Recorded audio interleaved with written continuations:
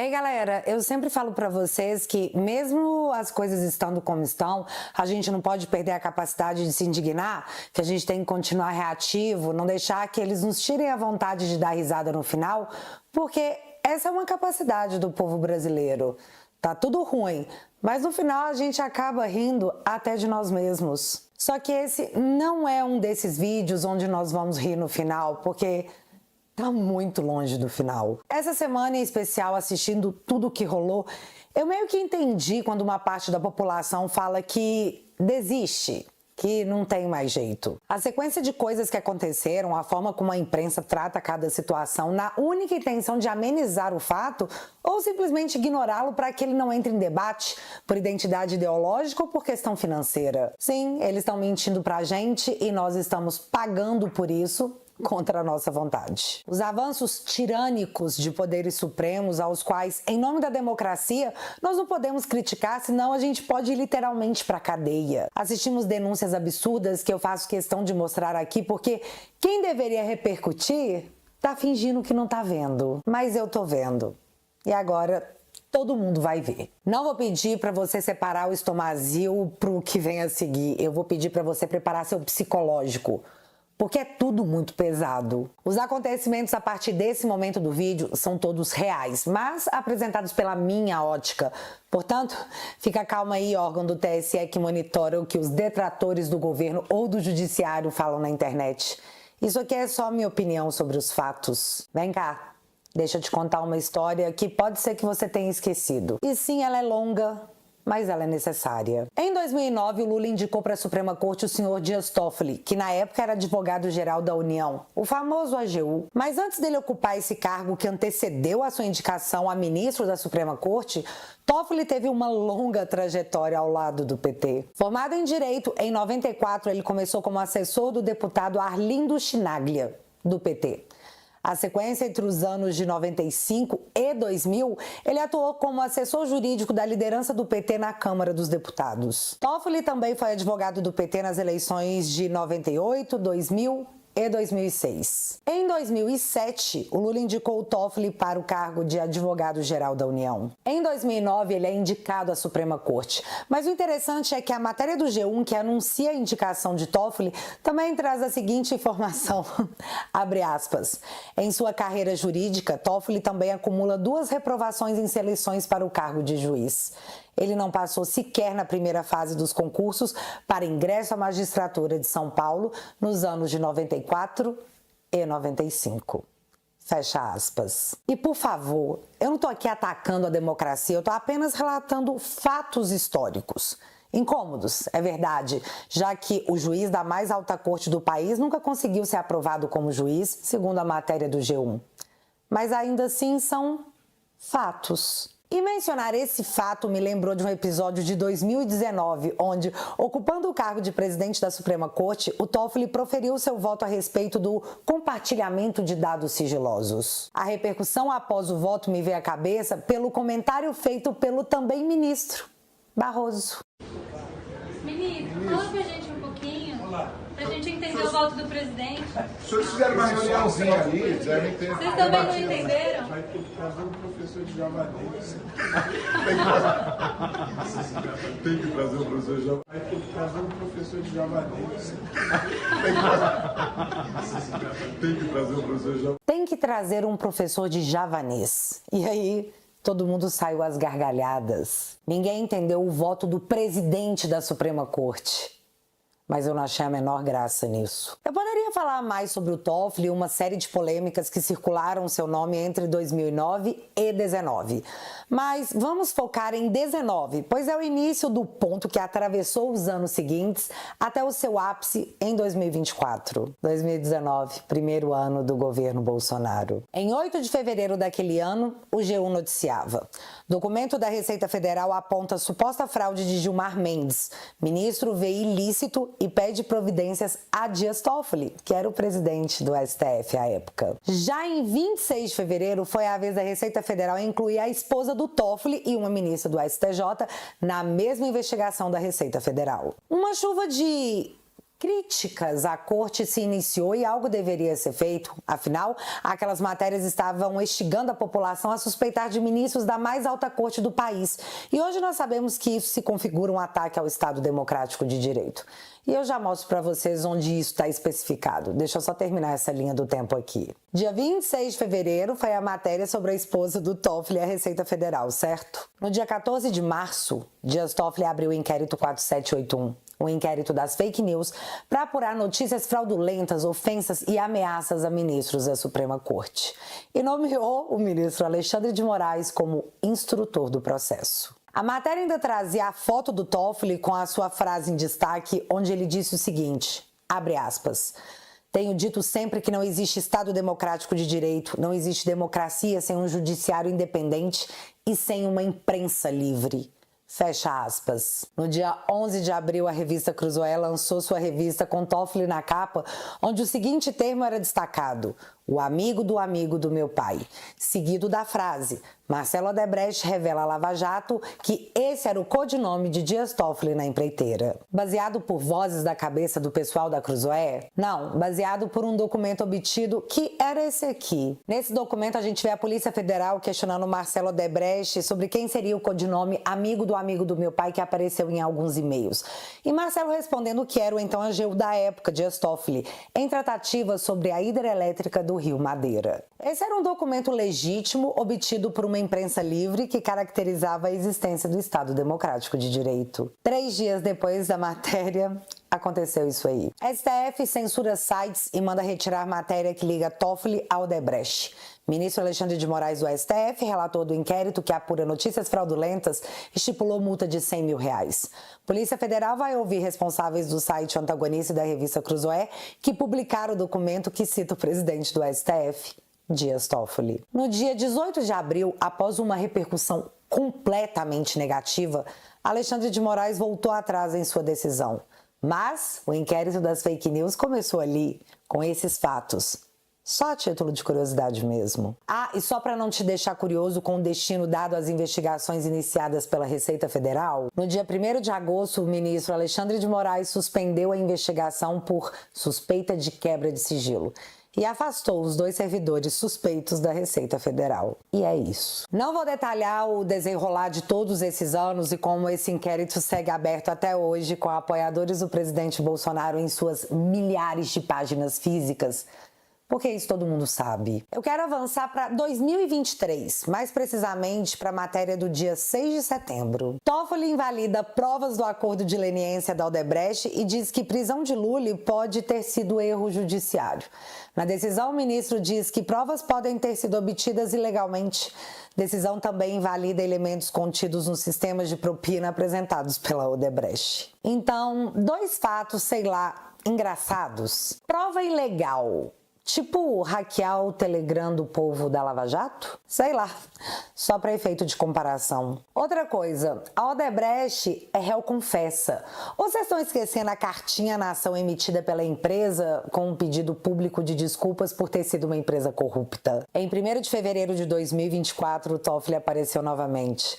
Agora suspendendo o pagamento das multas do acordo de leniência da Odebrecht. Agora eles literalmente não precisam mais pagar por seus crimes, nem na justiça, nem em dinheiro. Para finalizar, em 21 de maio, Toffoli anulou todas as decisões da Lava Jato contra o Marcelo Odebrecht.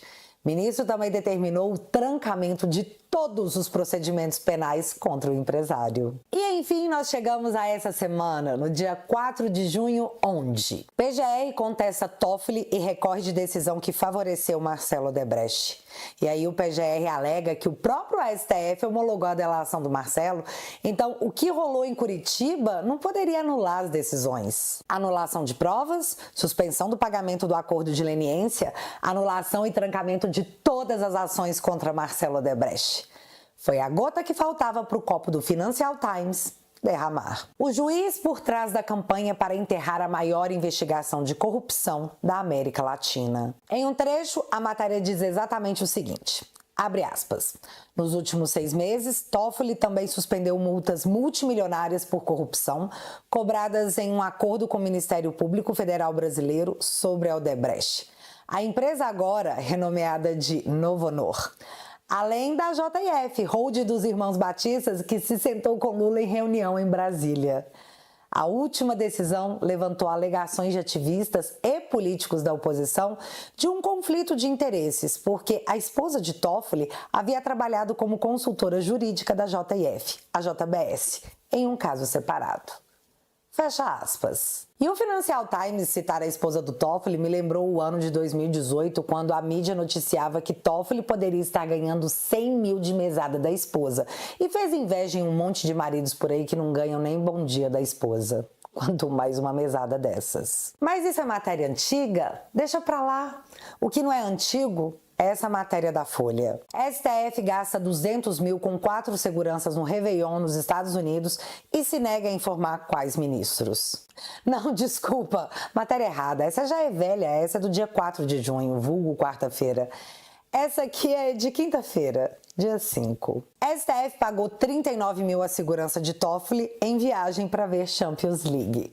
Valores foram destinados ao segurança que acompanhou Toffoli entre os dias 25 de maio e 3 de junho. Em 29 de maio, Toffoli participou de forma remota de uma audiência do Supremo. E antes de eu comentar a repercussão dessa matéria, deixa eu te contar uma coisa. Em dezembro de 2021, um estudo mostrou que 90% da população brasileira ganha menos de R$ 3.500. 90% da população brasileira, eu disse, R$ 3.500. Os que estão entre os 5% mais ricos do Brasil têm uma renda mensal de R$ 10.300. Só que o 1% mais rico do país, aqueles que possuem os salários mais altos, ganham R$ 28.659. Você entendeu que para você estar entre os 1% dos mais ricos do Brasil, esse deve ser o seu rendimento? R$ 28.659. A título de curiosidade, a STF aprova o orçamento de 2024 com reajuste do salário dos ministros para R$ 44 mil.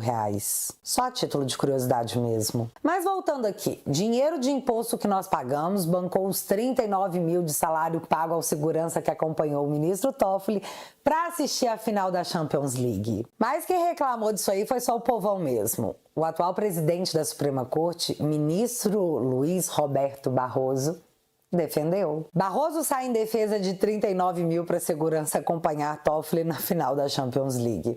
Em nota, o presidente do STF declarou que seguranças acompanham os ministros por conta da agressividade e hostilidade contra magistrados que, segundo ele, cresceram nos últimos anos. Últimos anos ou alguns anos? Porque eu lembrei de um vídeo de 2009 onde rolou esse diálogo aqui entre os ministros, que essa situação já era até debatida. E nem Vossa Excelência. Vossa Excelência me respeite. Vossa Excelência não tem questão alguma. Vossa Excelência está destruindo a justiça desse país e vem agora dar lição de moral em mim. Saia à rua, ministro Gilmar. Saia à rua. Ministro Joaquim, nós já superamos essa discussão com o meu pedido de vista. Não vê, Vossa Excelência não tem condições alguma, não tem nenhuma condição. Eu estou na rua, ministro Joaquim. Vossa Excelência não está não. Vossa Excelência não está na rua, não. Vossa Excelência está na mídia, destruindo a credibilidade do judiciário brasileiro. É isso. Mas isso é um assunto antigo? Eu não consigo entender porque as pessoas têm sentimentos ruins pela Suprema Corte, porque assim, elas nem podem. Não podem porque a Suprema Corte desse país lançou em agosto de 2021 um programa de combate à desinformação que diz, abre aspas, o Programa de Combate à Desinformação do STF foi criado para combater práticas que afetam a confiança das pessoas no Supremo, distorcem ou alteram o significado das decisões e colocam em risco direitos fundamentais e a estabilidade democrática. Para cumprir o objetivo, desenvolvemos projetos, ações e produtos com diversos parceiros para difundir informações corretas e explicar sobre o funcionamento e competência do tribunal de forma mais clara, com foco em aproximar o STF da sociedade. Fecha aspas. Mas ainda bem que aqui eu só usei matérias de jornais, né? Nem é uma opinião, porque Deus me livre ter opinião em 2024. Não é seguro. Mas mais do que uma opinião, eu tenho um questionamento no meu coração, um questionamento que eu guardo há muitos anos. Em 2018, Barroso deu uma entrevista para Mônica Bergamo, onde ele deu uma declaração que virou matéria de todos os jornais. Barroso diz que gabinetes no STF distribuem senha para soltar corruptos. Ao ser questionado sobre quais gabinetes se encontravam nessa situação, o ministro sorriu e ficou em silêncio. Na sequência da divulgação dessa matéria, Barroso emitiu uma nota dizendo que havia usado um tom ácido e que esse tom não corresponderia à sua visão geral sobre o tribunal. Só que a nota não veio acompanhada de um pedido de desculpas por ter se enganado a respeito da afirmação feita.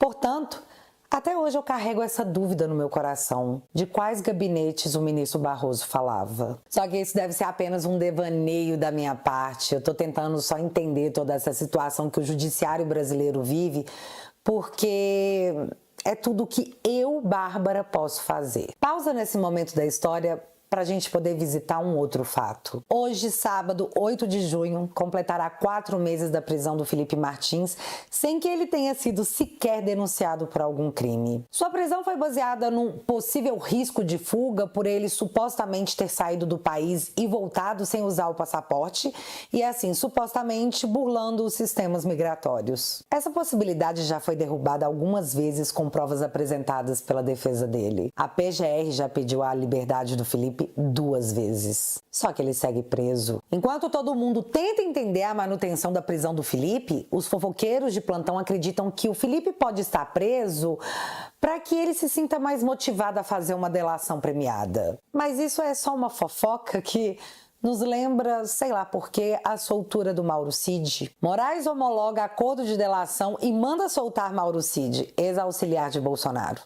Militar deixou a prisão na tarde daquele sábado, após 4 meses. E assim, levando para esse lado de que o Cid, após 4 meses preso, após ter delação homologada, foi solto, o Congresso brasileiro está prestes a discutir uma matéria que terá uma repercussão nacional gigantesca. Para você entender, a proposta, se aprovada, impediria que a pessoa que estivesse presa pudesse fazer uma delação premiada. Como a delação deve ser feita de livre e espontânea vontade, você não poderia usar esse recurso como chantagem para tirar alguém da cadeia ou não. E quem propôs essa ideia foi Valdir Damoso, do PT, em 2016. Época da Lava Jato. Eu vou deixar vocês ouvirem a jornalista lulista que apurou junto ao Valdir Damoso o que ele acha da sua proposta estar em discussão no cenário político, e eu já explico por que o PT está constrangido e, ao mesmo tempo, muito irritado. Ouça. Sobre a tal proposta da delação premiada só poder ser feita por réu não preso. Ou seja, se uma pessoa estiver presa, não pode fazer a delação premiada. Isso é um projeto de um ex-deputado federal, Valdir Damoso, do PT, que hoje é secretário de Defesa do Consumidor do Ministério da Justiça. Claro que a declaração dele, que de um lado defendeu o projeto, diz que o projeto que ele próprio apresentou é um projeto que vai na direção correta. Por outro lado, ele colocou ali uma pulga atrás da orelha, dizendo: por que agora? Por que esse projeto que eu apresentei 10 anos atrás, menos do que isso, cerca disso, não era urgente lá, na época da Lava Jato, e passou a ser urgente agora? O problema é que, ainda que o ex-deputado Valdir Damoso tenha feito essa ressalva, que o secretário tenha feito essa ressalva, a leitura geral no governo e fora do governo foi de validação de uma articulação que o Arthur Lira está fazendo para contemplar a extrema-direita, no sentido de beneficiar aquilo que querem bolsonaristas, que querem a anistia de Bolsonaro, e por aí vai. Embora Bolsonaro não tenha sido condenado em nada, porque os inquéritos quase não foram relatados ainda. Estão em vias de... A Miriam Leitão fez uma entrevista com o diretor-geral, o programa dela, da Polícia Federal, e disse que muitos deles, alguns deles, caso da Joyce, por exemplo, está quase pronto. Mas ainda assim, os bolsonaristas estão preocupados com isso e tentando viabilizar formas de anistiar aqueles que foram condenados ou são investigados nos atentados de 8 de janeiro, mas também, eventualmente, contemplar o próprio Bolsonaro com essa história da delação. Beleza, ela está falando aqui de 2 projetos e a gente vai explicar por partes. Sobre a questão das delações invalidadas após a prisão, os jornais lulistas estão em pânico, por causa disso aqui. Em manobra para salvar Bolsonaro, Lira pauta projeto de petista para anular delações. Iniciativa surpreende governistas que pedem adiamento de votação. Se esse projeto for aprovado, a delação do Cid poderá ser anulada, tanto na questão da famigerada tentativa de golpe, que a maioria da população não acredita que aconteceu, mas que alguns têm convicção, como o caso das joias, que todas foram devolvidas, além da questão do cartão de picadinha, que... Os caras têm planos, segundo a mídia, de indiciar Bolsonaro e mais alguns ainda em junho. Se indiciarem, esse projeto passar, a delação do Cid pode cair. Então cai tudo. A mídia até diz que a preocupação é com a questão do Rony Lessa e a Marielle, mas eles sempre citam o Rony Lessa e o Cid. E aí, vocês acham que esse projeto passa? Então... eu acho que passa. A gente estava jogando junto aí nessa apuração e eu falei com alguns deputados que disseram o seguinte: olha, esse é um projeto que agrada tantas bandeiras ideológicas, inclusive as dissonantes, que quando teve nessa terça-feira dessa semana reunião de líderes, que é o dia da reunião, a urgência foi colocada, todo mundo falou sobre ela com amplíssimo apoio e, segundo esses deputados, nenhum líder governista, seja do próprio governo ou seja de partido governista, se colocou contra, né? Então, o que eles dizem é que, na prática, como é um projeto que tem um desgaste de imagem, mas tem um grande ganho político de autoblindagem, tem esse...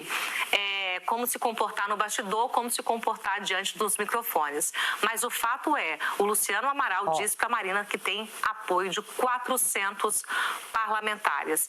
400 parlamentares. Já foi, meu filho. A preocupação é tanta que o Otávio Guedes, da Rede Lully, chegou ao ponto de dizer isso aqui. Preso. Se o instrumento da delação está sendo mal utilizado, como foi na 13ª Vara de Curitiba, na Lava Jato, segundo decisão do STF, que se puna quem executou mal a lei.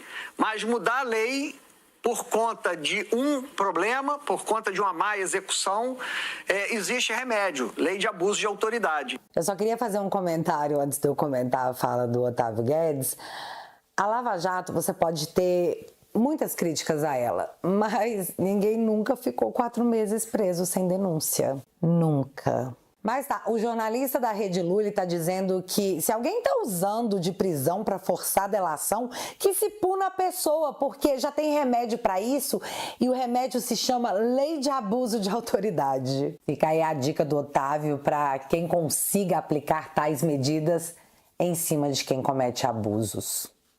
É dica do Otávio. Mas como a moça da Rede Lully já anunciou, na Câmara, 400 votos. Só que esse não é o único projeto que tomou conta da Rede Lully ao ponto de ninguém conseguir mencionar o fato do Toffoli estar no noticiário internacional. Pastora, lideraceiro e professora. Saiba quem são os presos na nova operação da Polícia Federal relacionada ao 8 de janeiro. Inclusive, galera, um vídeo do momento da despedida antes da prisão circulou muito na internet.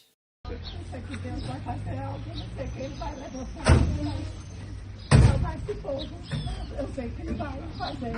Eu não falta de fé, não. Que maravilhoso. Assim, já acompanha. Tá.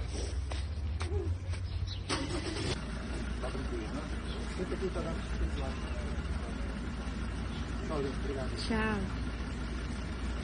Moraes teria mandado prender pessoas sem o trânsito em julgado porque outras pessoas teriam fugido. E aí, no mesmo dia que isso tudo aconteceu, começa a andar na CCJ do Congresso a PEC da anistia com a escolha do relator da proposta. O comentário na Rede Lully é difícil de ser ouvido, mas o final é bem necessário. Então, Leilani, na verdade é chato, né? Triste, né? Vergonhoso. No mesmo dia em que a PF faz essa operação para capturar foragidos, né? De golpistas que fugiram porque sabem que podem ser e devem ser condenados, para escapar dessa punição, fugiram e no mesmo dia, na Câmara dos Deputados, começou a tramitar e ganhou mais mais um passo de tramitação, aquele processo que pode garantir anistia para esses golpistas do dia 8 de janeiro. Foi indicado um relator que inclusive participava ali de manifestações golpistas, né? Um deputado, dava apoio a essa turminha que quebrou o Palácio Planalto, o Supremo Tribunal Federal, o Congresso Nacional. Então, é uma triste coincidência esse fato. A PF, de um lado, tentando... porque, olha só, Leilane, não dá para você imaginar que tudo que foi feito, você vai passar uma borracha. O Brasil tem essa mania, né? De, não, vamos deixar para lá, já passou, esquece. Aí vira um terreno fértil para que episódios como esse possam acontecer no futuro novamente. Por quê? Leilane, se eu vou na sua casa, quebro sua casa, esculhambo sua casa, como sua comida, deito na sua cama e vou preso, mas depois eu não, olha, tudo bem, você estava num momento de raiva, tranquilo, pode voltar para casa. No ano que vem eu volto na sua casa para quebrar ela de novo, tá, Leilane? É isso, é exatamente isso. Na medida em que as pessoas não recebem a devida punição pelo crime que elas cometeram, porque o que elas fizeram foi um crime, foi o cometimento de um crime, se elas não forem punidas, elas vão voltar a cometer esse crime. Em relação ao que o Valdo fala sobre ir na casa da Leilane e quebrar tudo, é realmente errado, Valdo. Isso realmente é um crime. Só que se você fizer isso na casa da Leilane, você não vai pegar 17 anos de prisão. No Brasil, se você for réu primário, eu nem sei se você vai preso. E um ponto que me chamou muita atenção e mostra o caráter do cara foi que Bolsonaro pediu para não ser incluído nessa PEC, que ela tenha validade apenas para os arrolados na questão do dia 8. Bolsonaro não quer que o ódio contra ele prejudique muitos dos inocentes que foram julgados em bloco e que estão lá até hoje. Isso, para mim, mostrou mais ainda o homem que é o Bolsonaro. Eu espero que os nossos parlamentares pensem no resultado das suas escolhas, tanto políticas quanto humanas. Mas o comentário da Leilane, para mim, foi sensacional. Se você não for punido, você vai voltar a fazer. E é assim que nós caímos na história da importação do arroz. Você sabe que o negócio está muito errado quando o Globo lança um editorial dizendo: governo erra ao vender arroz importado tabelado. Desabastecimento, se houver, será consequência do controle de preços, pois 84% da safra gaúcha já está colhida. Então, para que importar? Tá todo mundo se perguntando. Essa aí foi uma das empresas que venceu a licitação milionária para importar o arroz, que vai abastecer o Brasil e levará a logomarca do governo federal na sua embalagem. Pelo valor de 732 milhões de reais, essa empresa deverá trazer ao Brasil 147 mil toneladas de arroz. Mas temos alguns problemas. E eu não vou nem comentar o fato da empresa não ter a menor expertise no ramo. O primeiro é que a empresa, em 31 de maio, há dias atrás, conseguiu se habilitar para realizar importações. O problema é que ela só pode importar até 50 mil dólares. Ou seja, a empresa não tem capacidade de importar o porte da licitação que ela ganhou. Nem perto disso. Portanto, só podemos presumir que a empresa que ganhou a licitação vai ter que contratar uma outra empresa que de fato tenha porte para poder arcar com essa importação milionária. Isso no mundo real já seria motivo para todo mundo ficar... Vocês estão zoando com a minha cara? Outro problema no mínimo estranho foi trago pelo João Luiz Mauad, lá do Twitter. Olha que curioso. Aspas para ele. Essa história do impetuoso empreendedor de Macapá que levou 55% do leilão da Conab está cada vez melhor. Em todos os sites de consulta cadastral que eu pesquisei, inclusive no Serasa, consultado hoje, o capital social da empresa é de 80 mil. Mas no site da Receita Federal, o capital atualmente é de 5 milhões. Como os sites especializados levam algum tempo para atualizar os dados, tudo leva a crer que houve um aumento de capital bem recente, provavelmente para habilitá-la no leilão do arroz. Aguardemos as cenas dos próximos capítulos. Fecha aspas. Ou seja, até pouquíssimo tempo atrás, o capital social da empresa era de 80 mil reais. Só que do nada, ela apareceu na Receita Federal com capital social de 5 milhões. Todo mundo queria saber as cenas dos próximos capítulos. E veio bem rápido. Trago também pelo João Luiz Mauá, então vou abrir aspas de novo para ele. Conforme o previsto e de acordo com as informações da Junta Comercial do Amapá, o capital social da grande vencedora do leilão de arroz foi realmente alterado em 29/5/2024, apenas 7 dias antes do leilão, passando de 80 mil para 5 milhões. Como não houve entrada de novos sócios, o aumento do capital foi realizado com recursos próprios do único sócio, o senhor Wesley A. de Souza. Palmas para ele. Fecha aspas. Galera, faltando 7 dias para o leilão, o contrato social da empresa foi alterado de 80 mil para 5 milhões. Incrível. Não mais incrível que a matéria do André Chalders do Estadão, que descobriu o seguinte. Atenção, empresa que venceu o lote de 732 milhões no leilão do arroz já fraudou licitação na Prefeitura de Macapá. Laudos da Polícia Federal e do Tribunal de Contas Estadual do Amapá constataram preços inflados.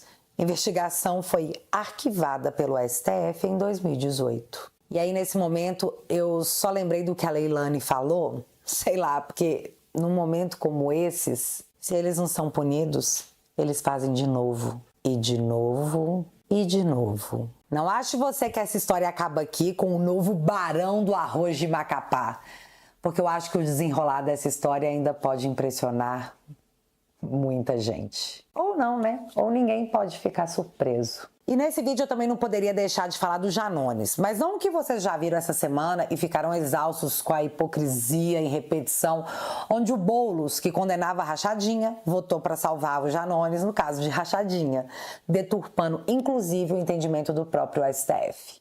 Só que para isso ele não tá nem aí, porque ele é de esquerda. Ele pode fazer o que ele quiser. Eu só quero te mostrar um ponto da audiência que mostrou como a esquerda funciona. O PT votou em peso para absolver o Janones da rachadinha. Mas por que eles fizeram isso? Presta atenção que eu acho que essa parte você não pegou. Ô Janones, sabe o que irrita eles? Não é esse debate da rachadinha.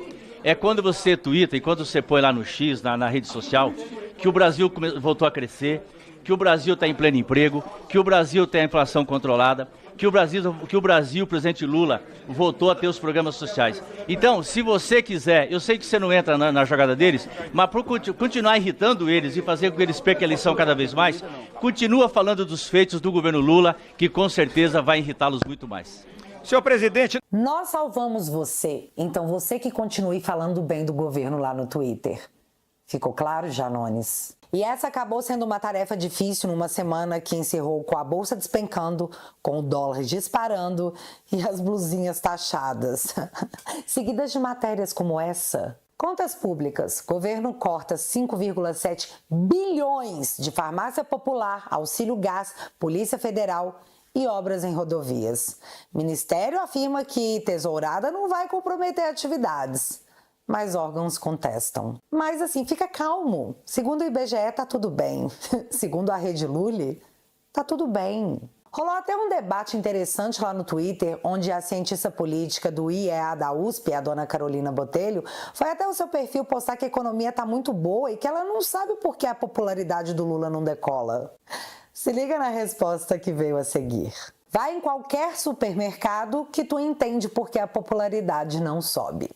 Carolina então respondeu: prefiro ver as análises do IBGE. Então a moça retrucou: conversa com quem tá gastando o dobro para comer, explica para nós que é mentira nossas contas subindo. E então a Carolina encerra: não se faz análise crítica com conversinha, olha-se dados oficiais, isso é o correto. Conversinha é para débil mental que acredita em gente formada na Unisap. Fim da conversa. Vocês entenderam, né? Conversinha de supermercado onde você constata que tá tudo mais caro é coisa de débil mental, disse a cientista política. Vocês têm que confiar no IBGE. E é isso. Mas voltando no Janones, o PT pode até ter salvado ele na comissão de ética, mas até o Flávio Dino votou para que ele virasse réu pelas ofensas e mentiras postadas contra Jair Bolsonaro em suas redes sociais. Muitas mentiras e muitas ofensas. E não para apenas nessa ação do Bolsonaro contra o Janones. O Ministério Público também está investigando o cara por rachadinha. Fux é o relator dessa ação. Inclusive já determinou até a quebra de sigilo do moço. Sobre essa história, veremos o que vai acontecer. Que recado vai nos passar a justiça desse país? E para encerrar esse vídeo, eu volto no pause que eu dei na história lá atrás.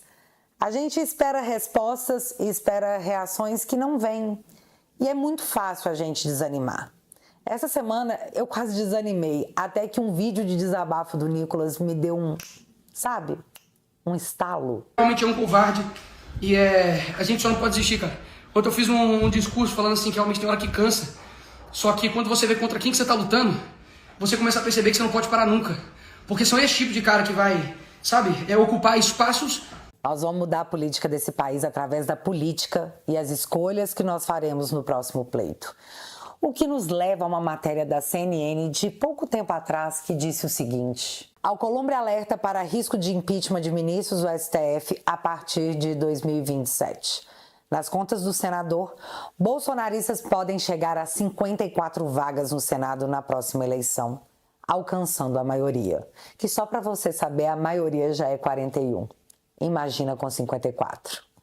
Um presidente do Senado e um presidente na Câmara. E eu nem estou falando de impeachment de ministros, eu estou falando de pautas discutidas, de freio às insanidades, de enfim nós termos condições de fazer alguma coisa, não só nos defender. Quem durar mais tempo vai vencer. E até 2027 nós vamos resistir a essa tempestade, que serão muitas. Galera, vai ser muito difícil. Mas quando isso passar, vai ser a época da colheita. E nós vamos à colheita. É questão de tempo. E o mais legal é que eles sabem disso. O negócio até lá é resistir. E aí? Vocês topam? E galera, quem puder dar uma moral com o meu trabalho, que dá muito trabalho, e uma democracia plena, pujante, porém relativa como a nossa, fica cada vez mais perigoso. Cometer o delito de ter uma opinião dissidente é quase loucura. Considere entrar para a família no teatualizei.app, onde você me apoia com 10 bonouros por mês e em troca eu te ofereço conteúdo exclusivo, como a nossa sessão de terapia dominical, onde a gente bota para fora, onde eu boto para fora as coisas que ficam entaladas. Às vezes eu falo alto, às vezes eu choro e eu dou risada, mas a gente faz isso junto, então fica menos pesado. Se você quiser e puder, é claro, eu vou deixar o link fixado aqui no primeiro comentário. E desde já, muito obrigada. Para encerrar esse vídeo, eu vou deixar uma frase. A vitória não pertence aos fortes, mas sim aos que a perseguem por mais tempo. A gente se vê no próximo vídeo.